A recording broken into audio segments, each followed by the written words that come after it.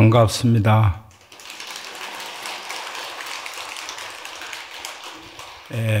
저는 안양암 감원 정연입니다.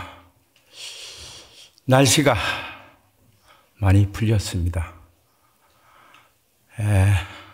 삼라만상 세상의 모든 일들은 시작과 결과의 법칙에서 한 채의 오차도 없이 우리에게 다가오고 또 멀어져 갑니다. 삼동의 겨울이 그렇게 길고도 혹독했지만 시작이 있으면은 마침이 있는 법, 이제 조금씩 찬 기운 속에서 훈기를 느끼고 있습니다.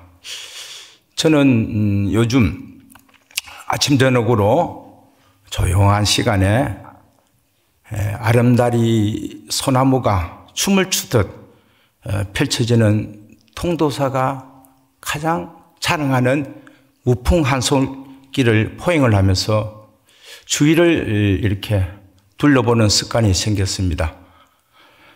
겨우내 추구했던 마른 가지에 새 생명이 움틀고 또 지면에는 새싹들이 솟구쳐 오고 있는 것을 보면서 신비로움까지 느껴왔습니다. 그래서 고인들은 이것을 보고 자연법이라고 얘기를 했습니다.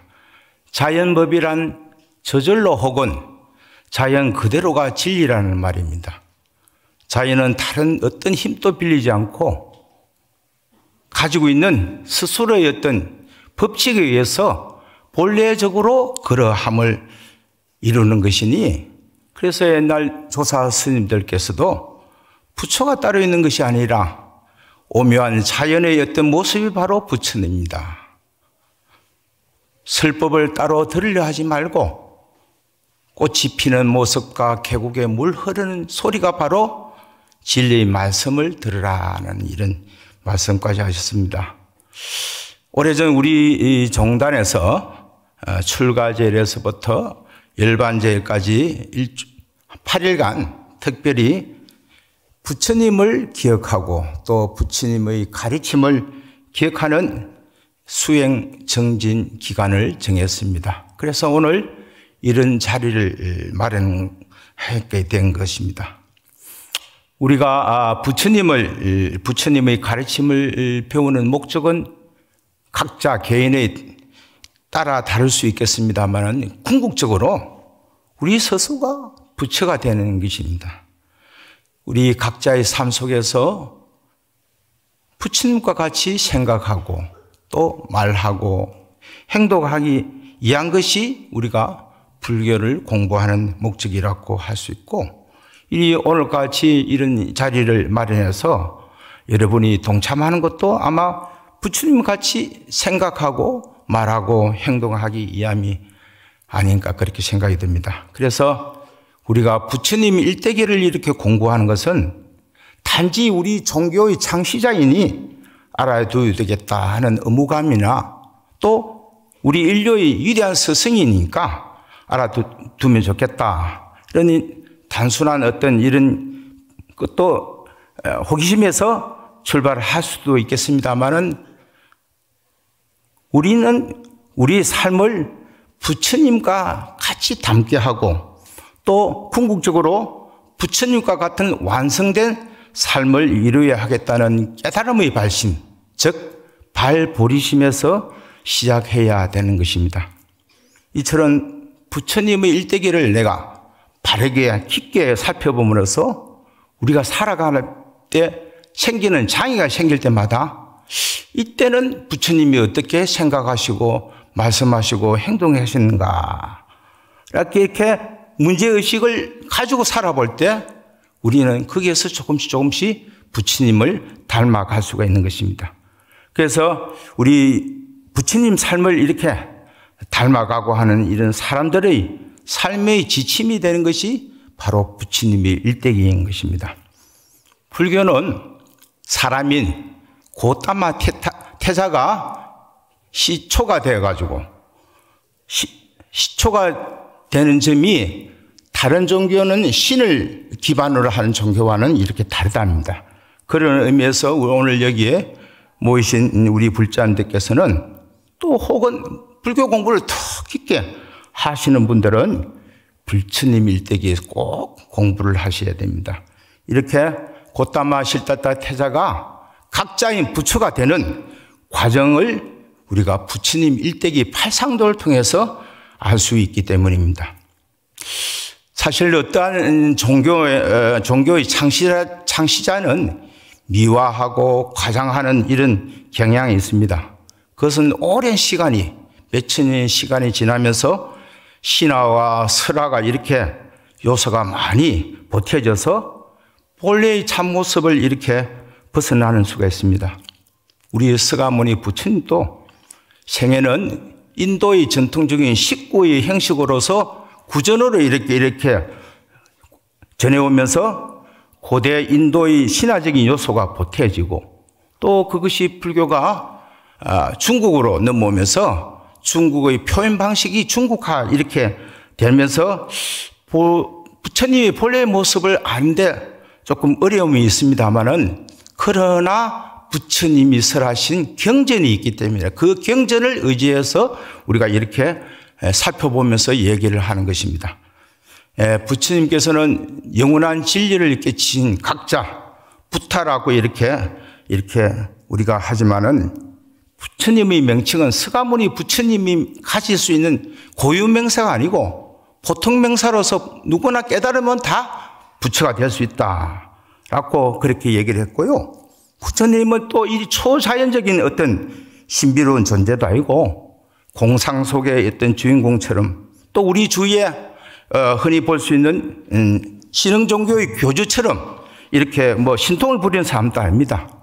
우리가 부처님 일대기에 대한 기록을 보면은 초기 불교 경전과 또 부처님이 후대에 설하신 경전의 말씀을 이렇게 덧붙이다 보니까 어떻게 조금씩 본래의 모습이 조금 흐려질 수가 있는데 그러나 우리가 부처님 일대기에 접근한 데는 두 가지 방법이 있다. 그거는 부처님이 인멸하신 후에 이루어진 것이라 추정되는 불교 경전이 있습니다.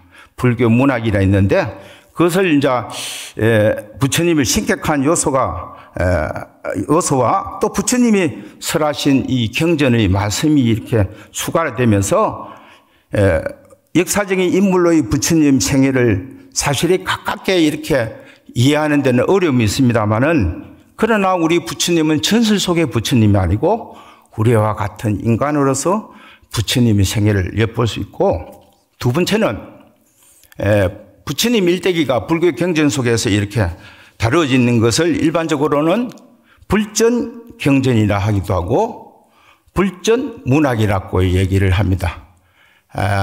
인도의 AD 2세기에 유명한 그 마명스님이 있습니다. 마명스님이 그 불교 시인인데 이분이 워낙 톡출한 분이라서 마명보살이라고 할 정도로 있는데 이 불교 시인 마명보살에 쓴 이 마바수타 한역으로는 대사랍니다. 큰 대자 일사자. 그게 불소행창경 본생담의 서문에 해당되는 인연분과 한역으로는 보요경, 방광대장경, 또 과거 현재 인과경, 유행경 등의 이런 부처님 일대기가 인도에서는 산스크리트어라고 하고 남방에는 파리어라고 합니다. 남방에는 주로 스리랑카, 태국, 미얀마, 베트남, 라오스 이런 계통의 이제는 파리어로 하고 중국으로 넘어온 이 중국과 한국, 일본은 이제 중국 한영어로 번역된 경전이 있고 또 티베트어 이렇게 번역된 네 단계의 어떤 이 불교 부처님 일대기가 이렇게 경전으로 내오는데 그것뿐만 아니라 사분율에도 보면은 율장에도 부처님 일대기에 대한 얘기가 이렇게 전해지고 있습니다. 이러한 경전 중에는 남방으로 전해지는 남전이 있고 북방으로 전해지는 북전이 이렇게 있습니다. 그래서 부처님 일대기를 남전과 불전에 조금씩 차이가 있는데 오늘 제가 말씀드리겠습니다. 남방으로 전해진 불전에는 우리가 잘 아는 부처님의 탄생, 성도, 설법, 열반 이 네 가지 단락으로 나누어져 있기 때문에 사대 불사라 이렇게 얘기를 합니다. 부처님의 제자 안한존자가 부처님을 25년간 시봉을 하시고 부처님이 인멸에 들어가실 때 우리는 늘 부처님을 생각하고 수행을 했습니다. 부처님 떠나시면 누구를 생각해야 됩니까? 라고 얘기를 하니까 부처님이 말씀했습니다. 사성지를 생각해라. 사성지를 돌면서 생각을 해라.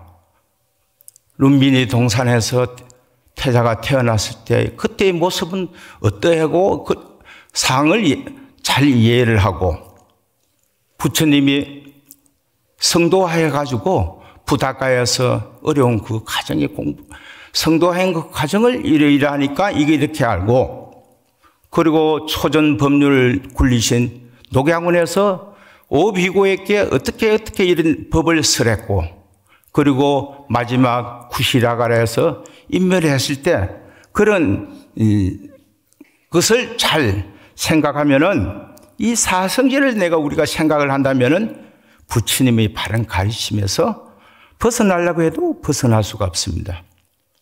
그래서 우리가 바로 광명할 때 전발계를 외우는데 제일 첫 번째가 전발계의 첫 번째가 뭐냐면은 불은 상기계라. 불은 상기계. 부처님 은혜를 상기하는 개송이라. 어떤 개송이냐면은 불생갑이라 성도 마갈타 설법 바라나 인멸쿠시라 이렇게 외웁니다. 성도는 마갈타국에서 했고 탄생은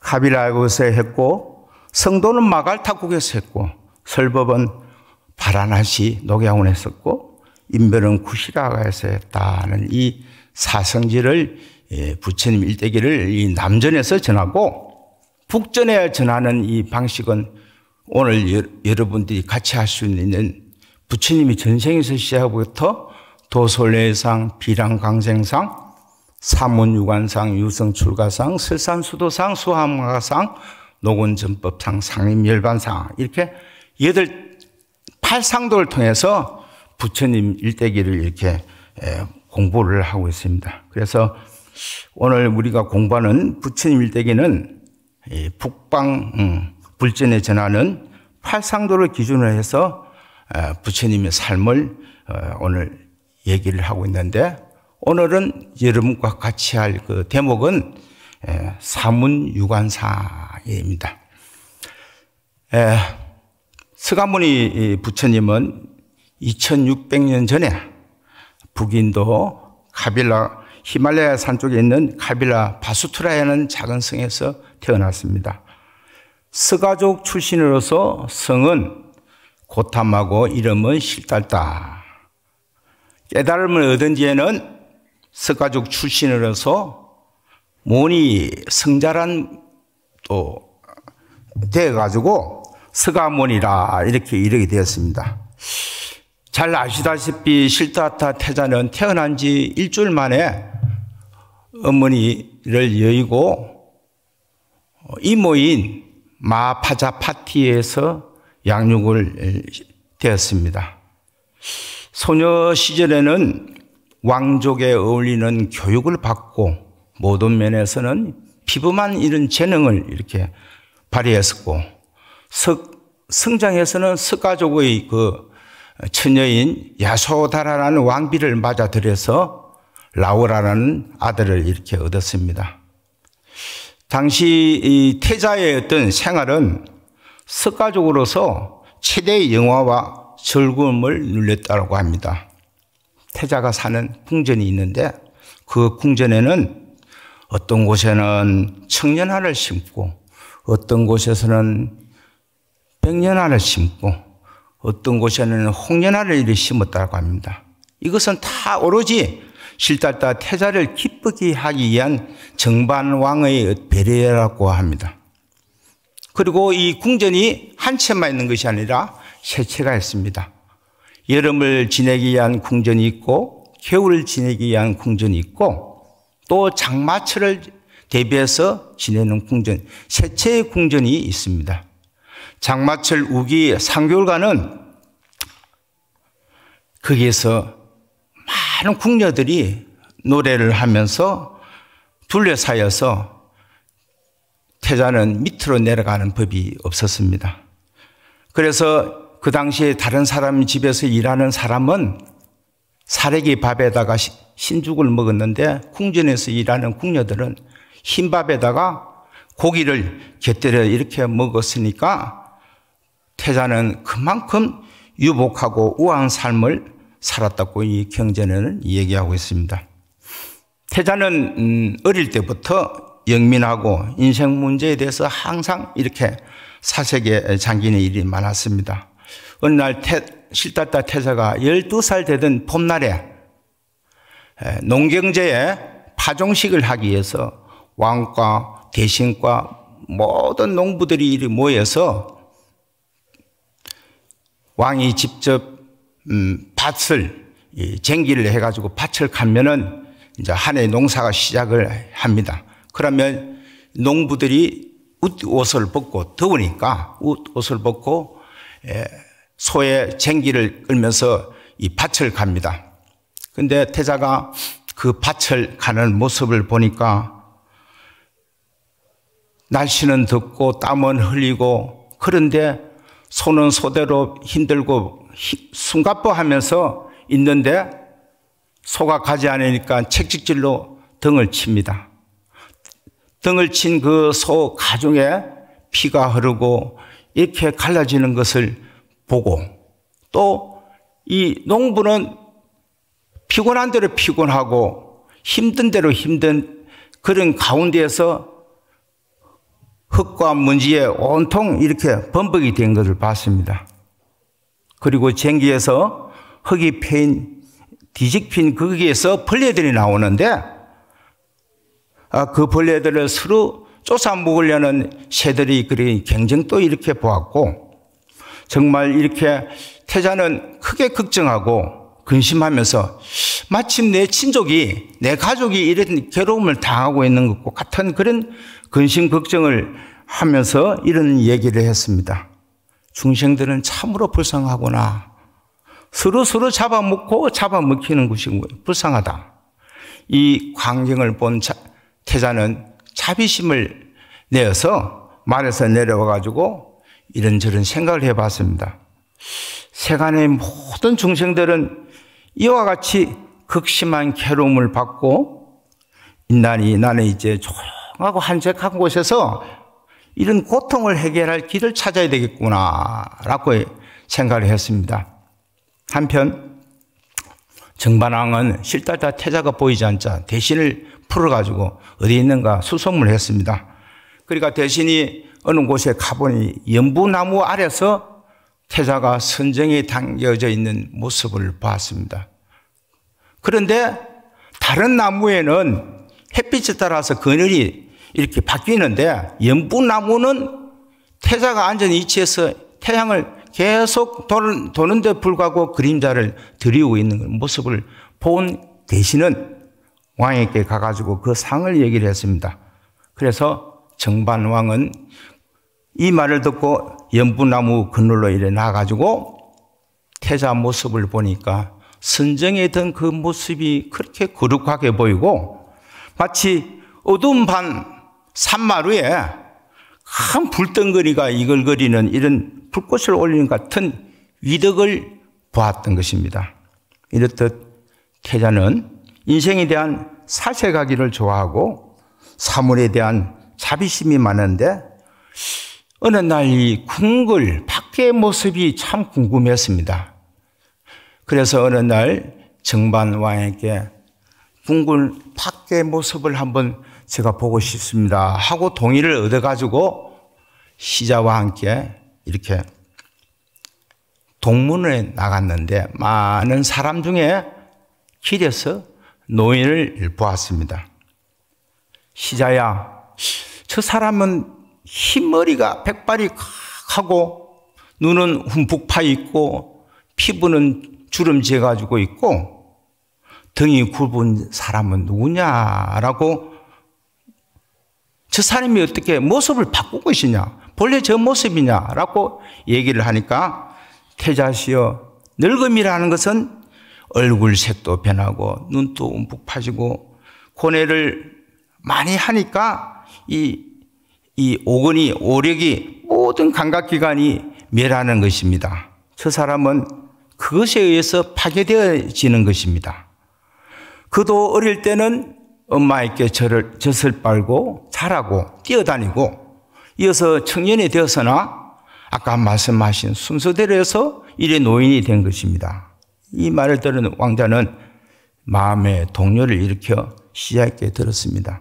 그럼 결과는 장차 나에게도 있게 됐느냐라고 얘기를 하니 시자가 하는 말이 마음이 우아하신 태자이시여 때가 지나면 나이가 든다는 것은 의심할 바가 없습니다.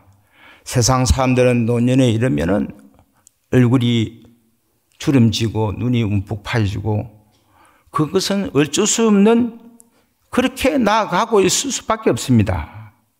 그 말을 듣고 태자는 들어왔습니다. 그리고 남문으로 가서 병든 사람을 보고 또 북문으로 나가서 사람이 죽어가는 장례 행렬을 보았습니다. 그리고 그에 대한 얘기를 시자에게 듣고 마치 벼락 소리 들은 것처럼 공포를 느꼈습니다. 그런데 어느 날 북문을 한번 나가봤습니다. 실따따 태자가 북문을 나가는데 한 산문이 나타났습니다. 산문은 머리와 수염을 단정하게 깎고 이 붉은 분소위를 입고 오른쪽 어깨를 드러내고 오른쪽 손에는 석장을 들고 왼손에는 바루를 들고 글식을 하였습니다. 실달다 태자는 이것을 보고 시자에게 물었습니다. 시자야, 저 사람은 내 앞에 있었음에도 위가 당당하고 걸음걸이도 정숙하고 눈은 앞으로 보고 옆으로 보지 않고 머리와 수염을 깎았고 옷빛은 온통 분요의 붉은 빛을 입는데 저런 사람은 어떤 사람이냐라고 물어보니 태자시여 저 사람은 산문이라고 하고 출가 수행자라고 합니다. 그러면 사문은 어떤 행을 하는 사람이냐? 사문은 세상의 악한 법을 떠나서 선한 법을 행하고 온갖 욕망으로부터 육근과 자신의 집착을 잘 조복받고 또 두려움이 없으면서 일체 모든 중생들에게 평등심과 포시행을 베풉니다. 그래서 항상 자비로운 마음을 갖기 때문에 중생들의 이 공포로부터 보호하려는 이런 있기 때문에 저런 사람을 출가사문이라고 합니다. 실따따 태자는 이 말을 듣고 마음이 띠떨시 기뻐해서 즉시 수리에 내려가지고 사문에게 다가가 물었습니다. 어진 분이시여, 당신은 무슨 일이 있습니까? 왜 우리와 같이 머리가 다르고 입은 옷이 색깔이 다릅니까? 라고 물어보니 왕자님, 저는 출가자라서 그렇습니다. 착한 분이세요. 왜 출가자라고 하십니까? 왕자님, 참으로 진리에 내가 맞게 실천하고 고요함을 잘 실천하고 유익함을 받들어서 행하고 공덕을 짓고 모든 존재들을 결코 해치지 않기 때문에 항상 연민하기 때문에 출가자라고 합니다. 라고 얘기를 했습니다. 그 실달태자는 그 말을 듣고 찬탄했습니다. 거룩하십니다. 사문이시여, 이 흐린 세상을 잘 초복하시고 바른 길을 구하셨습니다. 이야말로 참된 길이고 당신이야말로 착한 벗입니다. 이렇게 실달태자는 이 사문을 법을 존경하는 까닭에 출가 사문에게 다가가서 머리를 조아르고 정례를 하고 또 사문이 오른쪽으로 3번 도는 애를 하고 난 후에 궁중으로 이렇게 돌아왔습니다. 실다타 태자는 진리에 맞는 삶, 평화롭고 행복한 삶, 자비를 실천하는 공덕의 삶이라는 그런 말에서 새로운 길을 발견하였습니다. 이것이 당신이 꿈꾸는 길이라는 것을 확신했었습니다. 그리고 얼마 뒤에 정반왕에게 출가하겠다고 이렇게 얘기를 했습니다. 그러니 정반왕은 자기 아들이 위대한 왕인 전륜선왕이 되어야 되는데 아니 갑자기 출가를 한다고 했다니까 펄쩍 뛰었습니다. 그래서 실다타는 정반왕에게 많은 대화 끝에 아버님, 늙고 병들고 죽음을 벗어나는 길을 말씀해 주시면 저는 출가를 하지 않겠습니다 라고 얘기를 했습니다. 여기서 정반왕은 이상 아들의 출가를 막을 수 없다는 것을 느꼈습니다. 실달타 태자는 앞의 세 사람, 동쪽으로는 늙은 사람, 서쪽으로는 병든 사람, 북쪽으로는 동쪽으로는 병든 사람, 남쪽으로는 늙은 사람, 서쪽으로는 죽은 행렬의 어떤 그 모습을 보고 인간 존재의 고통을 깨달았고, 북쪽의 어떤 출가 수행자를 보고 당신이 가야 할 길이라 이렇게 기뻐했습니다. 결국은 인생의 고통을 해결하기 위해서 29살에 출가를 하였고, 그 각고의 수행 끝에 마침내 35세 깨달음을 얻었습니다. 우리 불자님들은 늙는다는 것도 잘 아시고, 병든다는 것도 잘 아시고, 죽는다는 것을 잘 아시고 있습니다. 그런데 부처님은 우리에게 이런 말씀을 하셨습니다. 늙고 병들고 죽는 걸 그것을 알면서 왜 그래 살고 있느냐? 안다고 생각하지만 실제로는 모르기 때문에 그렇게 잊어버리고 마음 놓고 살아가고 있는 것이 아니냐라고 이렇게 말씀을 하셨습니다. 부처님께서 디가니카야라고 해서 한역어로는 장암경인데 거기서 범보의 세 가지 교만함을 말하고 있습니다. 디가니카야의 경전을 제가 한번 독경하겠습니다. 여러분 합장해 주시기 바랍니다.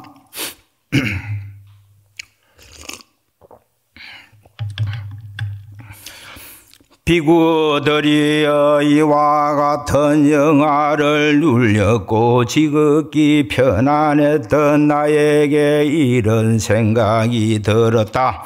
배우지 못한 범부는 자기 스스로도 늙기 마련이고 늙음을 극복하지 못한 채 다른 늙은 사람을 부끄러워하고 혐오한다. 나도 또한 늙기 마련이고 늙음을 극복하지 못했다. 만약 내가 늙기 마련이고 늙음을 극복하지 못한 채 다른 늙은 사람을 보고는 싫어하고 부끄러워하고 혐오스러워한다면 그것은 나에게 적절치 않다. 비구들이여 이와 같이 내가 숙고했을 때 젊음에 대한 나의 자부심은 완전히 사라져버렸다. 배우지 못한 범부는 자기 스스로도 병들기 마련이고 병을 극복하지 못한 채 다른 병든 사람을 보고는 자신도 병들기 마련이라는 것을 잊어버리고 싫어하고 부끄러워하고 혐오한다. 나도 또한 병들기 마련이고 병을 극복하지 못했다. 만약 내가 병들기 마련이고 병을 극복하지 못한 채 다른 병든 사람을 보고 싫어하고 혐오하고 싫어하고 부끄러워한다면 그것은 나에게 적절치 않다. 비구들이여, 이와 같이 내가 숙고했을 때 건강에 대한 나의 자부심은 완전히 사라져 버렸다. 배우지 못한 범부는 자기 스스로도 죽기 마련이고 죽음을 극복하지 못한 채 다른 죽은 사람을 보고는 자신도 죽기 마련이라는 것을 잊어버리고 싫어하고 부끄러워하고 혐오한다. 나도 또한 죽기 마련이고 죽음을 극복하지 못했다. 만약 내가 죽기 마련이고 죽음을 극복하지 못한 채 다른 죽은 사람을 보고는 싫어하고 부끄러워하고 혐오스러워한다면 그것은 나에게 적절치 않다. 비구들이여, 이와 같이 내가 숙고했을 때 장수에 대한 나의 자부심이 완전히 사라져 버렸다. 합장을 내려주시기 바랍니다. 디가 니카야 합성경에서는 범부의 세 가지 교만을 이렇게 말하고 있습니다. 첫째는 젊음에 대한 교만이다. 우리는 이렇게 늙어가는 존재이고 지금도 순간순간 늙어가고 있으면서도 그것을 알아차리지 못하는 것입니다. 둘째는 건강에 대한 교만입니다. 우리는 병들어야 하는 존재이고 이 순간순간 우리가 병이 일어나고 있는데도 그것을 알아차리지 못하고 언제나 내가 건강할 것이라는 것에 생각하는 것이 그 두 번째 교만입니다. 세 번째 교만은 수명에 대한 교만입니다. 우리는 죽어야 하는 존재이고 지금 이 순간순간씩 죽어가고 있으면서도 그것을 알아차리지 못하고 또 오래 살 것이라고 이렇게 생각하는 것입니다. 그래서 늙고 병들고 죽음에 대한 교만을 이렇게 디가 니카야라는 그게 경에서는 이렇게 경계를 하셨습니다. 중암경에 부처님이 출가하기에는 내가 출가한 것은 병들음이 없고 또 늙음이 없고 번뇌 걱정이 없고 지저분함이 없는 이 가장 안온한 행복의 길을 얻기 위해서 내가 출가를 하였다라는 말씀을 하십니다. 우리가 중생을 살아가는 삶을 불교에서는 한마디로 괴로움이라고 이렇게 표현을 합니다. 이 세상은 괴로움의 바다, 즉 고해라고 하고 이 고해는 참고 살아야 하는 세상이란 뜻에서 사바세계라기도 하고 가민토라고 합니다. 견디내고 인욕하는 나라, 국가라는 것입니다. 그래서 불교의 특징 가운데 하나로 괴로움을 떠나 즐거움을 얻는 것, 즉 이고등락의 가르침이라고 얘기를 합니다. 그런데 우리가 주목해야 할 점은 불교는 이 괴로움을 거룩한 진리라고 얘기를 했습니다. 서가모니 부처님께서 깨달은 진리가 무엇인가 대해서 경전에서는 여러 표현이 나옵니다마는 가장 많이 등장하는 표현은 나는 사성제를 깨달았다 라고 이렇게 얘기를 했습니다. 사성제의 첫 번째가 고성제입니다. 괴로움이 바로 진리라는 것입니다. 그 괴로움의 진리를 하면은 괴로움이 일어나는 원인을 알고 집성제를 알고 그래서 그 집성제 원인을 알면은 괴로움이 다 소멸된 상태 멸성제에 이른다. 그 멸성제에 이르는 방법이 바로 도성제라 해서 고성제, 집성제, 멸성제, 도성제 이것이 사성제인데 사성제의 첫 번째가 괴로움이 바로 진리라는 것입니다. 그래서 괴로움은 우리가 당면한 현실이니 그것을 부정하거나 또 회피하지 않고 그대로 보아야 된다는 것입니다. 이 현실을 보는 안목을 부처님께서는 무상이라 하고 고라하기도 하고 무아라고 이렇게 강조를 했습니다. 모든 것은 변하는 과정으로서 있기에 무상하고 모든 것은 견고하지 않고 안주하거나 만족할 수 없기에 괴로움이 존재하는 거고 모든 것은 고유한 실체가 없어 관계 속에서 나타나는 것이 무아라고 합니다. 그것을 삼법에 그렇게 말씀하셨습니다. 재무상, 일체계고 제법무아라고 이렇게 얘기를 했습니다.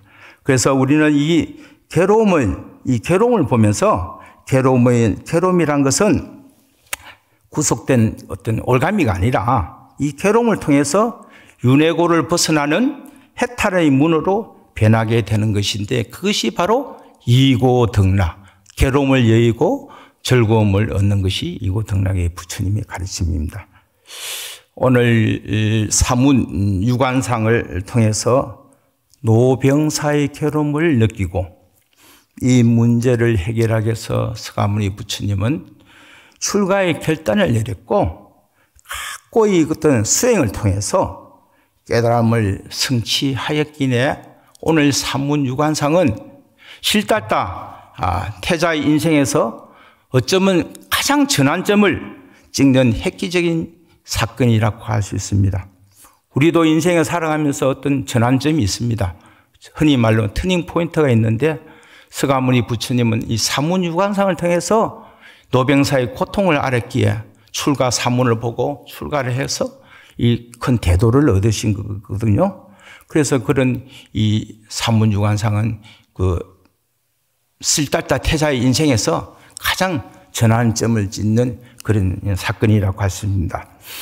통도사에서는 이 해마다 출가절에서 열반절까지 8일간 특별히 부처님을 기억하고 또 부처님의 가르침을 기억하는 수행 정진 기간으로 정해서 이렇게 법회를 운영하고 있습니다. 기실 사중에서 우리 불자님들을 위해서 이런 자리를 마련한 것은 정말 감사할 일입니다. 본사 주지 제가 감사를 유도하려고 했는데 벌써 박수를 치시네요. 본사 주지 현덕 스님과 또 종무소 국과장 스님들이 정말로 이렇게 힘을 쓰셔서 이런 자리를 마련한 것은 어쩌면 통도사가만이 가능할 수 있는 그런 것이 아닐까 저는 그렇게 생각합니다. 우리가 살아간 삶이 실줄 날줄로 이렇게 서로 엉켜가지고 부처님은 인드라망이라고 했습니다. 그런 서로 관계 속에서 살아가는 이 존재다 보니까 상대방에 대한 감사와 배려가 결국 나에게 감사와 배려로 연기법으로 인해 전달이 되는 것입니다. 그래서 우리가 이런 기간 동안에 바쁜 일 많이 있지만은 제껴놓고 많은 분들이 이래저래 오셔서 이 법회를 통해서 부처님 일대기에 대한 법문과 또 기도를 하고 참회의 절을 많이 하셔야 되고요. 그리고 특히 이 기간, 수행 정진 기간에 오지 않는 분들은 내가 살생을 하면서 욕심낼 만한 좋은 곳에 마음이 쏠릴 때 그것을 내가 알아채리고 멈추고 또 내가 믿고 화내고 막 질투가 나는 이 대상에게 그런 마음이 일어날 때 그런 마음을 알아채리고 멈추는 것을 이렇게 자꾸 이렇게 하다 보면은 내 마음이 편해지고 안온해지고 행복해질 수가 있는 것입니다. 부처님 말씀은 2600년 전에 다 실제 수행을 통해서 경험한 가르침이고 또 증명된 가르침인 것입니다. 출가에서 열반제일 수행 정진 기간 동안에 우리 마음속에 요동치는 이런 욕망과 분노, 어리석을 마음을 우리가 잘 바라보고 다스리기에 집중하는 특별 기간으로 이렇게 선정을 해야 될 것 같습니다. 오늘 사문 유관을 통해 본 늙고 병들고 죽는 문제를 이것이 남의 문제가 아니라 자신의 일로서 완전히 통출하는 시간으로 이렇게 해야만이 값진 시간이 될 수가 있는 것입니다. 그래서 젊음과 건강과 또 수명의 이 교만에서 벗어나는 것이 이 산문유관상을 통해서 내가 수행하는 출발이 될 수 있고 발보리심하는 계기가 될 것 같습니다. 오늘 부득이 제가 있어가지고 제가 좀 여러분들에게 오랫동안 말씀을 드리고 싶지만은 시간에 의해서 마무리를 해야 될 것 같습니다.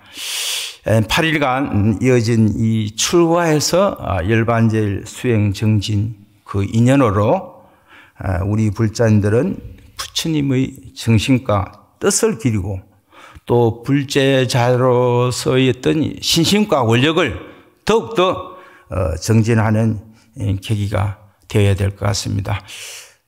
오늘 귀신간 함께 해주신 여러분에게 감사드립니다. 감사합니다. 너무